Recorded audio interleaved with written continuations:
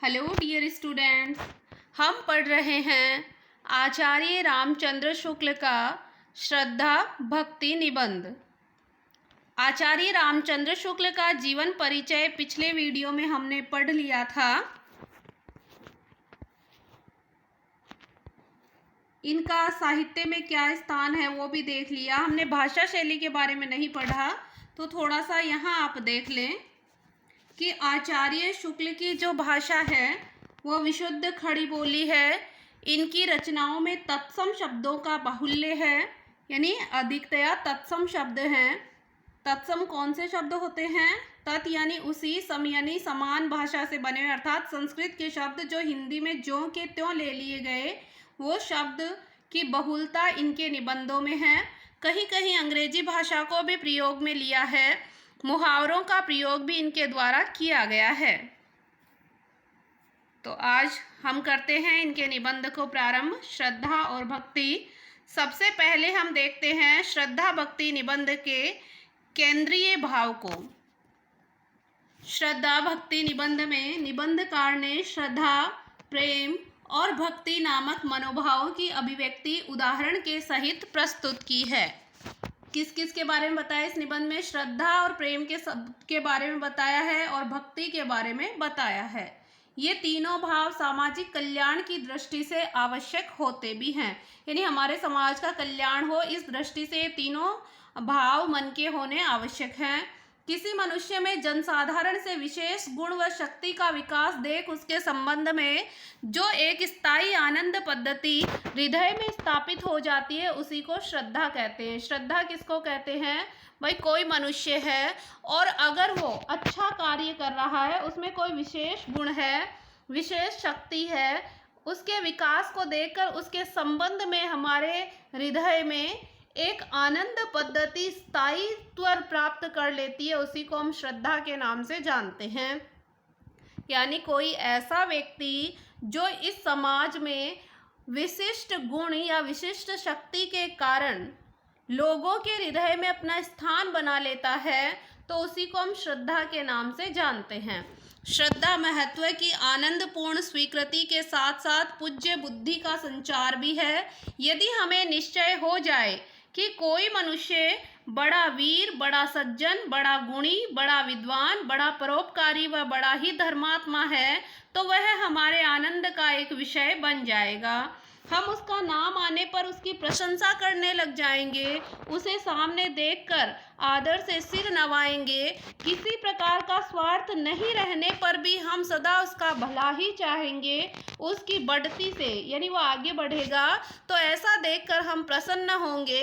अपनी पोषित आनंद पद्धति में व्याघात पहुँचने के कारण उसकी निंदा सहन नहीं कर पाएंगे कि भाई हमारे मन में उसके प्रति जो श्रद्धा का भाव है, उस आनंद पद्धति को हमारे व्याघात पहुँचेगा, यानी हमें पीड़ा होगी अगर कोई उसकी बुराई करेगा जिस पर हम श्रद्धा रखते हैं, तो हमें बहुत बुरा लगेगा।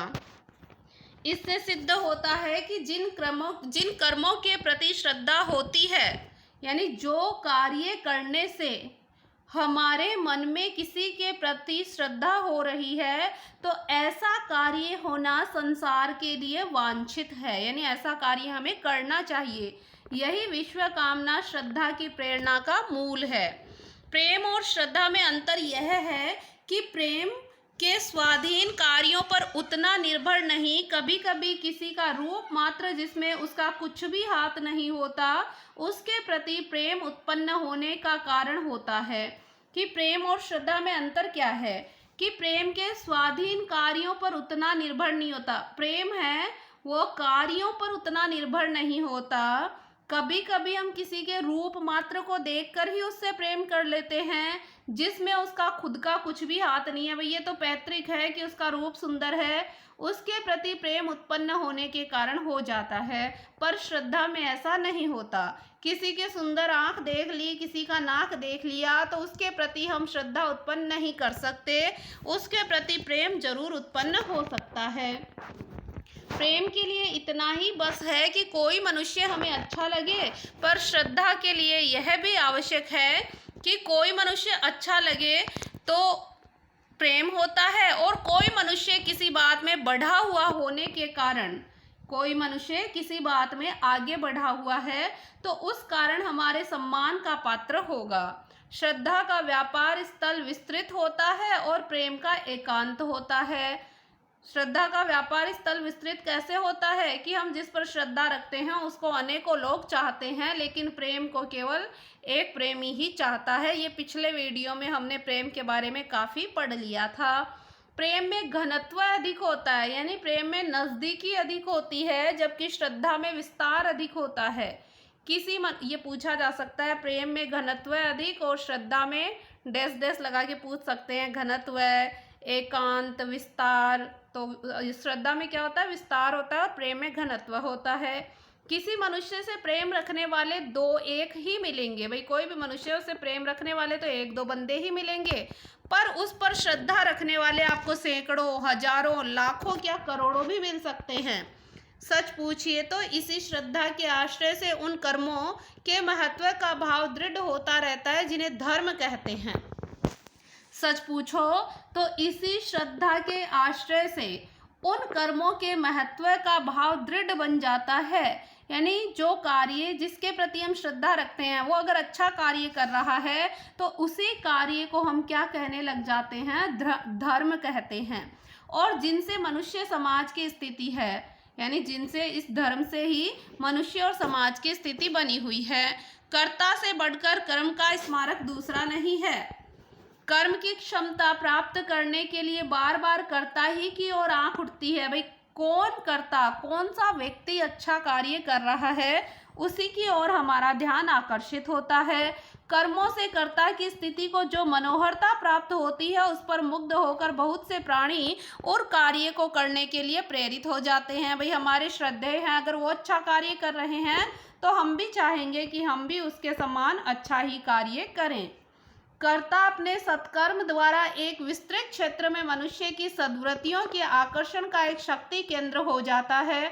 जिस समाज में किसी ऐसे ज्योतिषमान शक्ति केंद्र का उदय होता है उस समाज में भिन्न भिन्न हृदयों से शुभ भावनाएं मेघ खंडों के समान, यानी बादलों के समान उठकर तथा एक साथ अग्रसर होने के कारण परस्पर मिलकर इतनी घनी हो जाती है कि उनकी गठासी उमड़ पड़ती है और मंगल की ऐसी वर्षा होती है कि सारे दुख और क्लेश बह जाते हैं। यानी कोई व्यक्ति अच्छा कार्य करता है ना तो फिर हम सब लोग भी एक साथ मिलकर और एक ही कार्य की ओर अग्रसर होकर कार्य करते हैं, तो उस अच्छाई की एक गठासी उमड़ जाती है और उस व्यक्ति के प्रति मंगल की ऐसी वर्षा होती है, यानी उस व्यक्ति के प्रति हम उसकी मंगल कामना की इच्छा करते हैं और सारे दुख और क्लेश है वो बह जाते हैं। हमारे अंतःकरण में प्रिय के आदर्श रूप का संगठन करके उसके शरीर या व्यक्ति मात्र के आश्रय से हो सकता है। हमारे अंतःकरण में प्रिय के आदर्श रूप का संगठन उसके शरीर या व्यक्ति मात्र के आश्रय से हो सकता है, पर श्रद्धेय के आदर्श रूप का संगठन उसके फैलाए हुए कर्म तंतु के उपादान से होता है।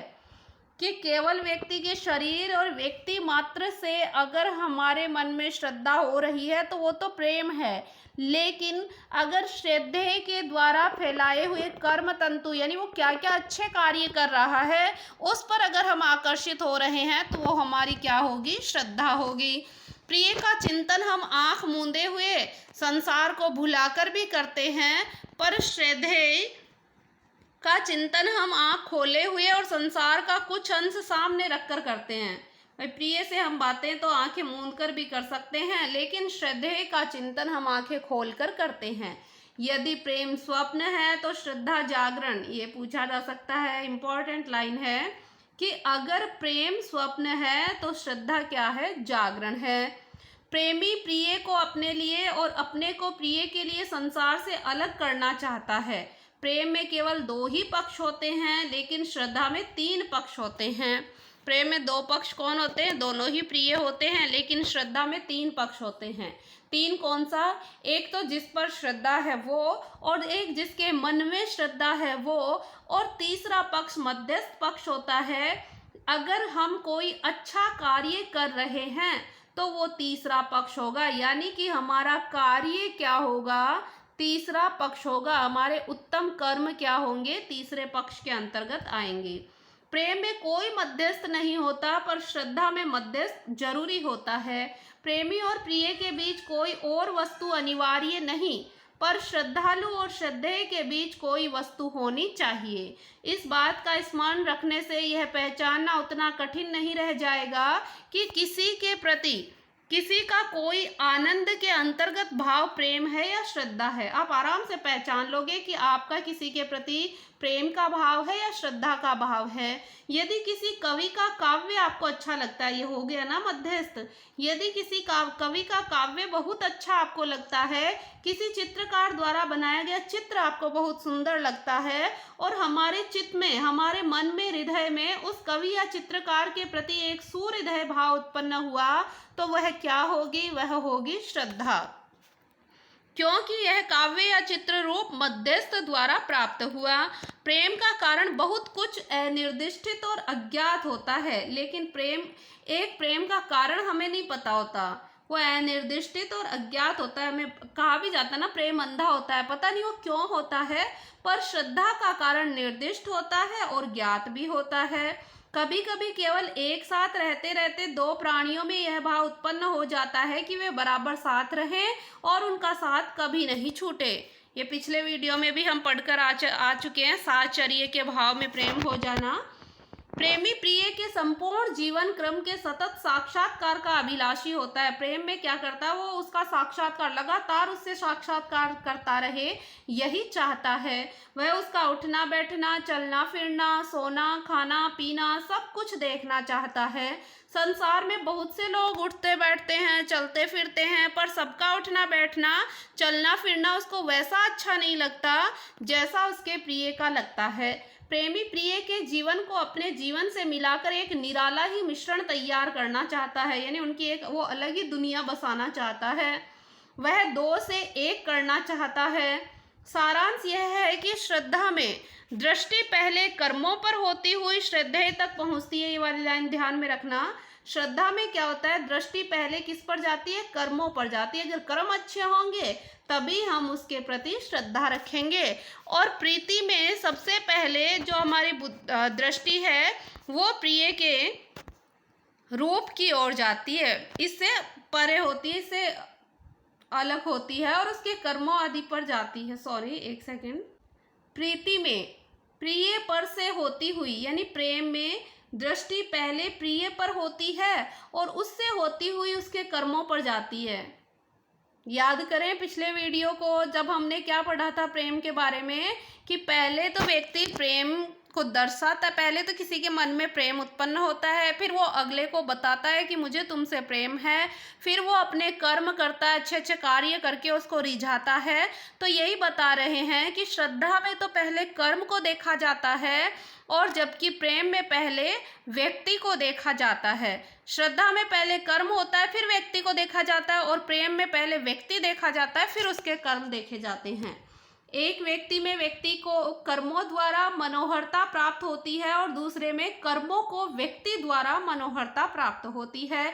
एक में कर्म प्रधान होता है तो दूसरे में व्यक्ति। अब बताओ, कर्म प्रधान किस में रहता है? कर्म तो प्रधान रहता है श्रद्धा में, और व्यक्ति प्रधान किस में रहता है? प्रेम में। किसी के रूप को स्वयं देखकर हम तुरंत मोहित होकर उससे प्रेम कर सकते हैं, पर उसके रूप की प्रशंसा किसी दूसरे से सुनकर चट हमारा प्रेम हमारे हृदय में नहीं उमड़ पड़ेगा। कुछ काल तक हमारा भाव लाभ के रूप में रहेगा, पीछे वह प्रेम में परिणित हो सकता है। पहले तो हम उसे लोभ के रूप में, लोभ और प्रीति निबंध में पढ़ा था। पहले तो अगर हम किसी की सुंदरता एक बार में सुनकर उसके प्रति आकर्षित हो जाते हैं तो वो क्या होगा? लोभ होगा। फिर उसके पश्चात वो प्रेम में परिणित होगा। यह बात है कि प्रेम मात्र एक अपने ही अनुभव पर निर्भर रहता है, पर श्रद्धा अपनी सामाजिक विशेषता के कारण दूसरों के अनुभव पर भी जागती है। रूप की भावना का बहुत कुछ संबंध व्यक्तिगत रुचि से होता है, अतः किसी के रूप और हमारे बीच यदि तीसरा व्यक्ति आया तो इस व्यापार में सामाजिकता आ गई, क्योंकि हमें उस समय यह ध्यान हुआ कि उस रूप से एक तीसरे व्यक्ति को आनंद या सुख मिला और हमें भी मिल सकता है। जब तक हम किसी के रूप का बखान सुनकर वाह वाह करते जाएंगे, तब तक हम एक प्रकार के लोभी अथवा रीझने वाले या कद्रदान ही कहलाएंगे। पर जब हम उसके दर्शन के लिए व्याकुल होने लग जाएंगे, उसे बराबर अपने सामने ही रखना चाहेंगे, तब प्रेम का सूत्रपात हो जाएगा।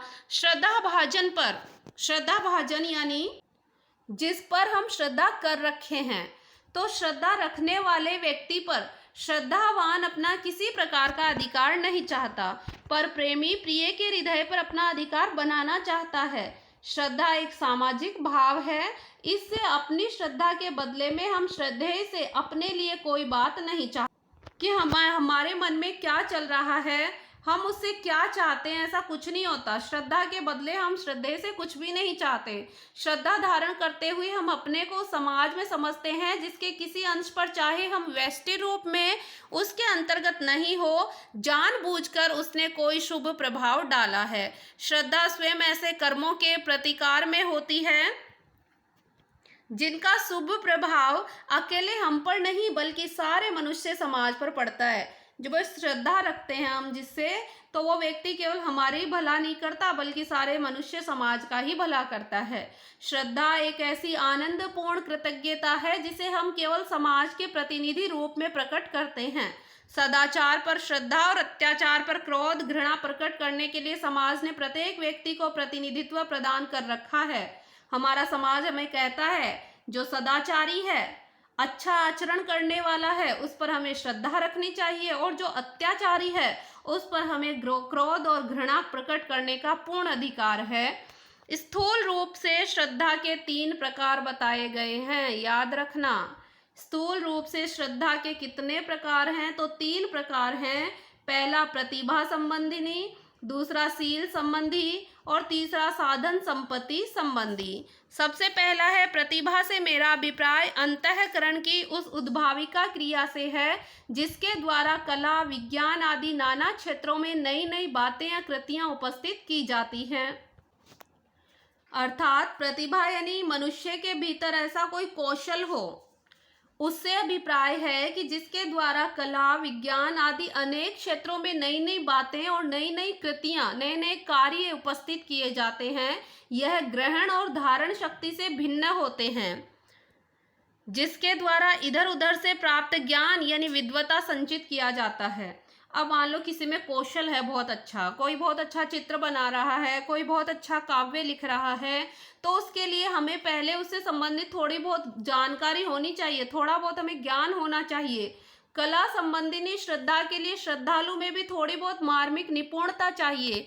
इससे उसका अभाव कोई भारी त्रुटि नहीं है, वह क्षम्य है। और मान लो किसी में इसका अभाव है, भाई कोई नहीं रखता ऐसा ज्ञान, कुशलता से कौशल से संबंधित कोई ज्ञान नहीं है, तो ये कोई भूल नहीं है, ऐसी भूल क्षमा के योग्य है। यदि किसी उत्तम काव्य या चित्र की विशेषता नहीं समझने के कारण हम कवि या चित्रकार पर श्रद्धा नहीं कर सके, तो यह हमारा अनाड़ीपन है। अगर मान लो कि हम किसी कवि पर या किसी चित्रकार पर श्रद्धा नहीं रख सकते, तो हम क्या हैं? अनाड़ी हैं, यानी कि हमें समझ नहीं है उस बात के बारे में, हमारे रुचि संस्कार की त्रुटि है कि भाई हमें उस बात में रुचि नहीं है, इस वजह से हम उसके प्रति श्रद्धेय नहीं बन पाए। इसका उपाय यही है कि समाज कला संबंधिनी मर्मज्ञता के प्रचार की व्यवस्था करे, जिससे विविध कलाओं के सामान्य आदर्श की स्थापना जनसमूह में हो जाए। तो इसके लिए क्या करना चाहिए? कलाओं से संबंधित जितनी भी प्रचार समितियां हैं उनका गठन करो और जन जन तक ये बात फैलाओ। पर इतना होने पर भी कला संबंधी रुचि की विभिन्नता थोड़ी बहुत अवश्य रहेगी। अश्रद्धालु रुचि का नाम लेकर ईर्ष्या या अहंकार के दोषारोपण से बच जाया करेंगे। जो इन लोगों के प्रति श्रद्धा नहीं रखते, प्रतिभा वाले लोगों के प्रति, ऐसे लोग ये कह सकते हैं कि हमारी तो इनमें रुचि नहीं है, इसलिए वो ईर्ष्या या अहंकार के दोषारोपण से बच सकते हैं। पर अगर शील संबंधी श्रद्धा प्रत्येक व्यक्ति का कर्तव्य होता है कि जो व्यक्ति शील यानी कोई व्यक्ति अच्छा आचरण कर रहा है, उसके प्रति अगर हम श्रद्धा नहीं रखते ना, तो फिर तो हम ही गलत हैं। शील या धर्म के सामान्य लक्षण संसार के प्रत्येक सभ्य जन समुदाय में हैं, यानी कि शील गुण तो सारे जन समुदाय में ही प्रतिष्ठित है।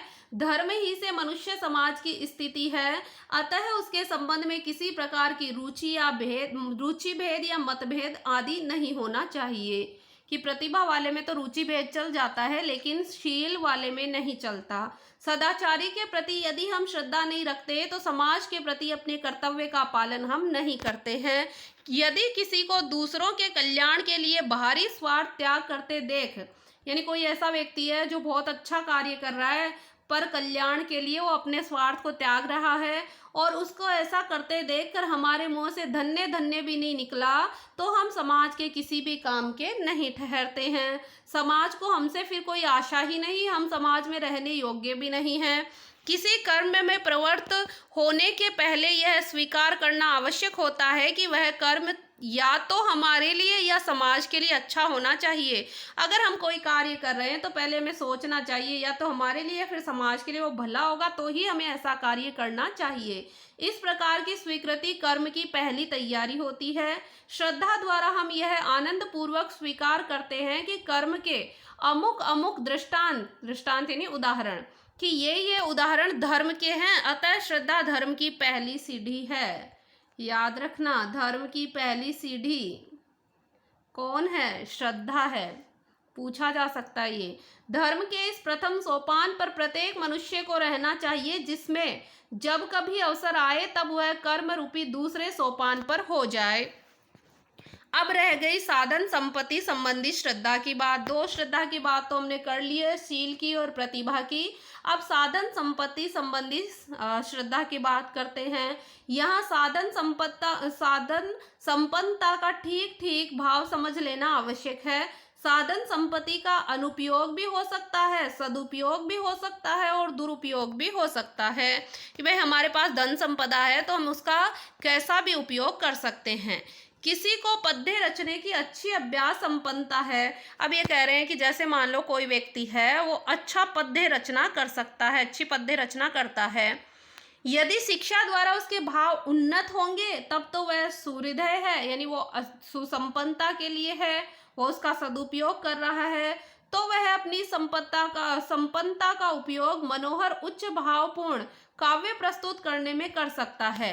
यदि उसकी अवस्था ऐसी नहीं है तो वह या तो साधारण या भाव शून्य गद्य की गीतिका, शिखरिणी आदि नाना छंदों में परिणित करेगा। ये गीतिका और शिखरिणी छंद है, तो फिर वो अनेक छंदों में अपनी काव्य रचना को परिणित कर देगा, यानी बना देगा।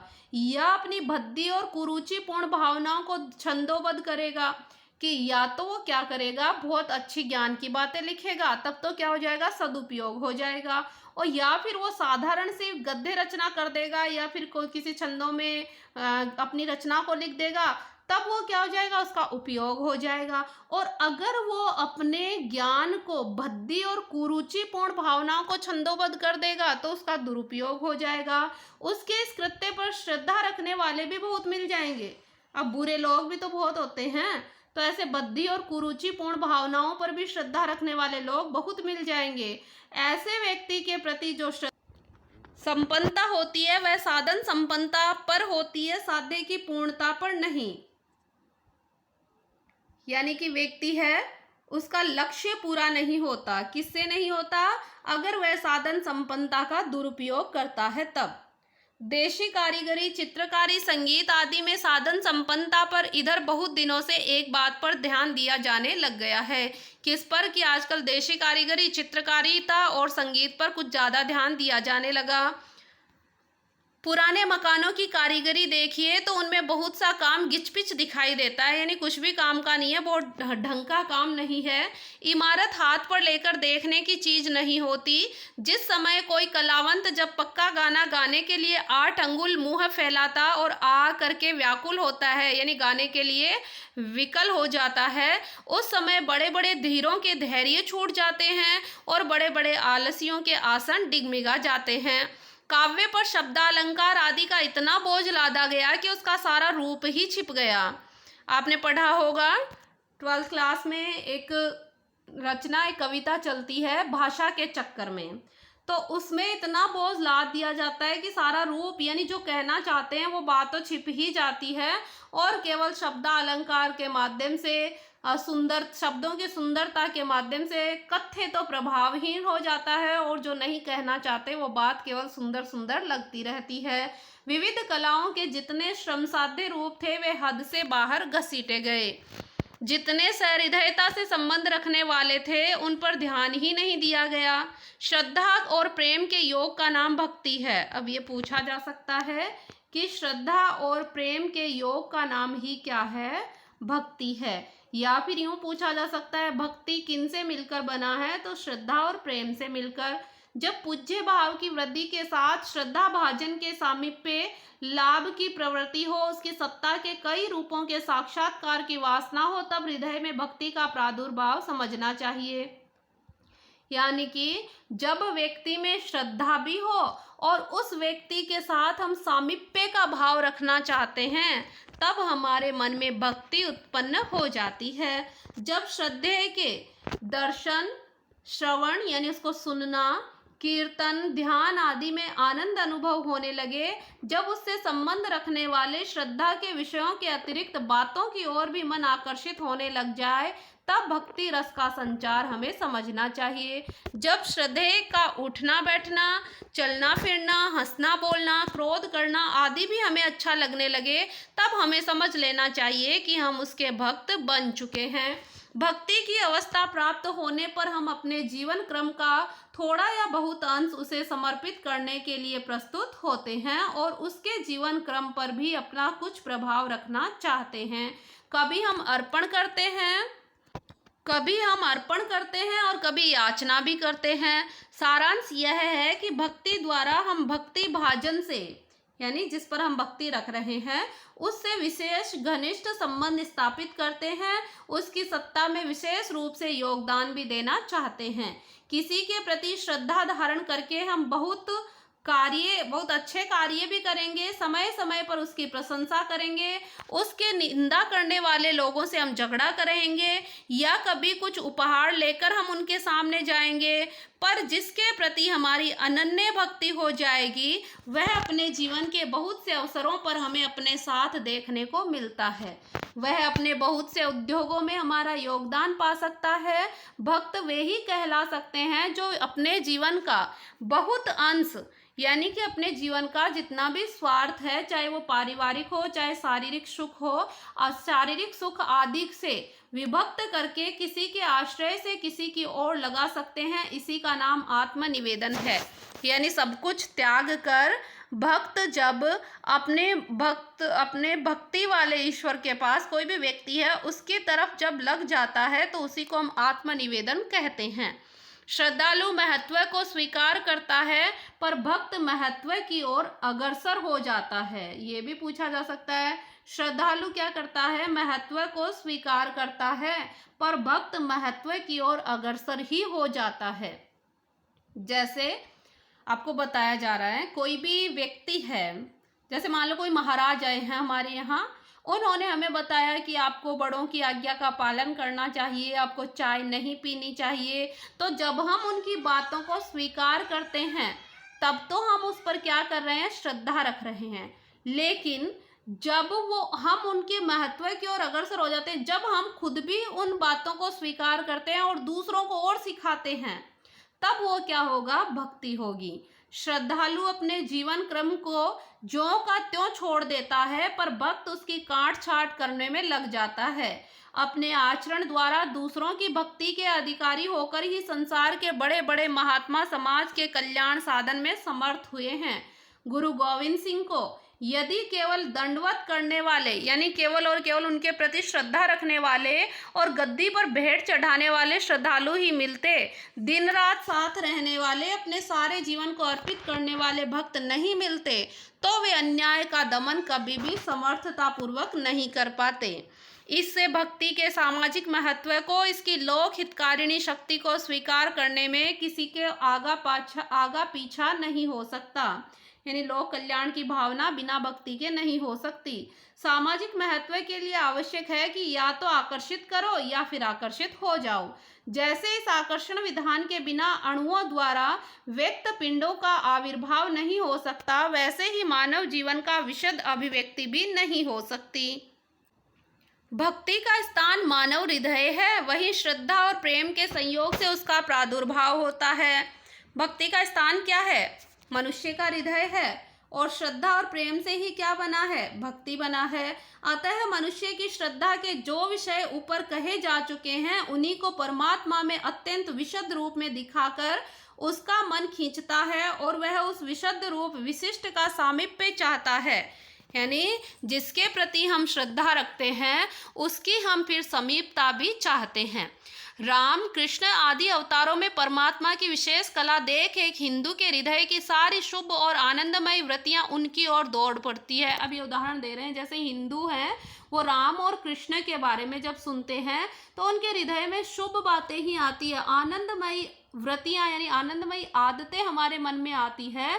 उसके सारे जीवन में एक अपूर्व आर्धे यानी होता है धैर्य, एक अपूर्व धैर्य और बल का संचार हो जाता है। कभी वह उनके अलौकिक रूप सौंदर्य की भावना करता है, कभी सिर झुकाकर उनकी वंदना भी करता है, कभी तो उनके रूप पर रीझ भी जाता है यानी प्रेम भी होता है, और कभी उनको वंदना करता है अर्थात श्रद्धा भी रखता है। यहाँ तक कि प्रेम से भरी उलाहने भी देता रहता है, जैसे गोपियाँ देती है ना, और हम भी अपने भगवान को कह देते हैं कई बार कि तुम क्या कर रहे हो ईश्वर, मैं तो तुम्हारे लिए इतना कुछ कर रहा हूँ और तुम मेरी नौकरी नहीं लगवा रहे। भक्ति हृदय से की जाती है। भक्ति किससे की जाती है? हृदय से। बुद्धि से भक्ति करना ऐसा ही है जैसा नाक से खाना खाना और कान से सूंघना, यानी बहुत ही उल्टा है। रामलीला, कृष्ण लीला आदि सामीप्य सिद्धि के विधान हैं। इस सामीप्य की कामना भक्तवर रसखान ने बड़ी ही मार्मिकता के साथ की है। अब रसखान का एक पद आप लोग देखें यहाँ पर। रसखान कहते हैं, मानुष हो तो वही रसखान, बसो संग गोकुल गांव के ग्वारन। कि मनुष्य हे ईश्वर, हे श्री कृष्ण भगवान, श्री कृष्ण की भक्ति करते थे रसखान, अगर तुम मुझे मनुष्य बनाओ तो रसखान कहते हैं मुझे गोकुल गांव के ग्वालों के बीच में बसीवान कर देना। जो पशु हो तो कहा बस मेरो, अगर तुम मुझे पशु बनाओ तो मेरा बस कहाँ चलेगा। मुझे तुम चलो मिली नंद के धेनु मझारन, तुम नंद जी की गायों के बीच में मुझे एक गाय बना देना, एक पशु बना देना। पाहन हो तो वही गिरी को, अगर मुझे तुम पत्थर बनाओ तो मुझे उसी पर्वत का पत्थर बनाना जो कि हरि छत्र पुरंदर धारण, जो श्री कृष्ण ने पुरंदर के रूप में धारण किया था। जो खग हो तो बसेरो करो, और अगर तुम मुझे पक्षी बनाओ तो मेरा बसेरा, मुझे मेरा निवास वहाँ करना। मिली कूल कदम कलिंदी कदम्ब के डारण, जैसे यमुना, कलिंदी यानी होता है यमुना, यमुना नदी के किनारे कदम्ब की डालियों पर मेरा बसेरा हो, ऐसा मुझे पक्षी बनाना, अर्थात मैं केवल ब्रज में ही रहना चाहता हूँ। रामलीला द्वारा लोग वर्ष में एक बार अपने पूज्य देव के आदर्श मानव लीला का माधुर्य जरूर देखते हैं। जिस समय दूर दूर के गांव के लोग एक मैदान में आकर इकट्ठे होते हैं तथा एक और जटा मुकुटधारी विजयी राम लक्ष्मण के मधुर मूर्ति को देखते हैं और दूसरी ओर तीरों से बिंधा रावण का विशाल शरीर जलता हुआ देखते हैं, उस समय वे धर्म के सौंदर्य पर तो लोभित हो जाते हैं यानी लुब्ध होते हैं, और अधर्म की घोरता पर क्षुब्ध होते हैं, क्षुब्ध यानी दुखी और उदास होते हैं। इसी प्रकार जब हम कृष्ण लीला में जीवन की प्रफुल्लता के साथ धर्म रक्षा के अलौकिक बल का विकास देखते हैं, तब हमारी जीवन धारणा की अभिलाषा दूनी और चौगुनी बढ़ जाती है। हिंदू जाति इन्हीं की भक्ति के बल से इतनी प्रतिकूल अवस्थाओं के बीच अपना स्वतंत्र अस्तित्व बचाती हुई चली आई है। इन्हीं की अद्भुत आकर्षण शक्ति से वह इधर उधर ढलने नहीं पाई है, यानी इन्हीं ईश्वर की धर्म की भक्ति के कारण आज हम हिंदू समाज के व्यक्ति हैं वो इधर उधर नहीं भटके हैं, हम अद्भुत आकर्षण में खोए हुए हैं। राम और कृष्ण को बिना आंसू बहाए छोड़ना हिंदू जाति के लिए सहज नहीं था, क्योंकि ये अवतार अलग टीले पर खड़े होकर उपदेश देने वाले लोग नहीं थे, बल्कि मानव जीवन में पूर्ण रूप से सम्मिलित होकर उसके एक एक अंग की मनोहरता दिखलाने वाले थे। यानी कि जो राम कृष्ण है ना, ये हम मनुष्य के बीच में रहे हैं और हम मनुष्यों की तरह इन्होंने व्यवहार किया है, इसलिए इनकी भक्ति हम ज़्यादा करते हैं और इस वजह से आज ये ज़्यादा भक्ति के लायक हैं। मंगल के अवसरों पर उनके गीत आज भी गाए जाते हैं। विमाताओं की कुटिलता की, जैसे कैकई वाली बात बता रहे हैं, विमाताओं की कुटिलता की, बड़ों के आदर की, दुष्टों के दमन की, जीवन के कष्टों की, घर की, वन की, संपदा की, विपदा की, जहाँ चर्चा होती है वहाँ वहाँ उनका स्मरण किया जाता है, राम को और कृष्ण को याद किया जाता है। संसार में तटस्थ रहकर शांति सुखपूर्वक लोक व्यवहार संबंधी उपदेश देने वालों का उतना अधिक महत्व हिंदू धर्म में नहीं है जितना संसार के भीतर घुसकर, यानी संसार में निवास करके उनके व्यवहारों के बीच सात्विक विभूति की ज्योति जगाने वालों का है। हमारे यहाँ उपदेशक ईश्वर के अवतारी नहीं माने गए हैं, अपने जीवन द्वारा कर्म सौंदर्य संगठित करने वाले ही अवतार कहे जाते हैं। यानी अपने जीवन को जीकर, और जिसने अच्छे कार्य किए हैं, केवल ज्ञान नहीं दिया बल्कि उसके संबंध में कर्मरत रहे हैं, उन्होंने कार्य किया है, ऐसे को हम अवतारी कहते हैं। कर्म सौंदर्य के योग से उनके स्वरूप में इतना माधुर्य आ गया कि हमारा हृदय आप से आप उनकी ओर खींचा चला जाता है। जो कुछ हम करते हैं, जैसे खेलना कूदना, हंसना बोलना, क्रोध करना, शौक करना, प्रेम करना, विनोद करना, उन सब में लाते हुए हम जिन्हें देखेंगे उन्हीं की ओर हम ढल सकते हैं। वे हमें दूर से रास्ता दिखलाने वाले नहीं हैं, आप रास्ते चलकर हमें अपने पीछे पीछे लगाने, क्या खींचने वाले हैं। यानी ईश्वर ने खुद उस रास्ते को अपनाया है, अच्छे रास्ते को, और फिर हम उनके पीछे पीछे चलते रहते हैं। जो उनके स्वरूप पर मोहित नहीं हो वह निसंदेह जड़ है, यानी मूर्ख है। जो व्यक्ति राम और कृष्ण के रूप पर मोहित नहीं होता वो निसंदेह ही मूर्ख है। यहाँ एक पद बताया जो तुलसीदास की विनय पत्रिका से लिया गया है। सुनी सीतापति सील सुभाव, मोद न मन तन पुलक, नयन जलसो नर खेहर खाऊ। कि सुनी सीतापति सील स्वभाव, कि जो सीतापति यानी श्री राम के शीतल अच्छे आचरण, अच्छे स्वभाव के बारे में सुनकर, मोद न तन, जो मन में मुद्रित नहीं यानी खुश नहीं हो, तन पुलक यानी उसका शरीर जब पुलकित नहीं हो, नयन जलसो, और उनके नेत्रों में अगर जल नहीं हो यानी आंसू नहीं हो, वो नर, वो मनुष्य खेहर खाऊ, मिट्टी खाने के योग्य है, यानी मिट्टी में मिलने के योग्य ही है।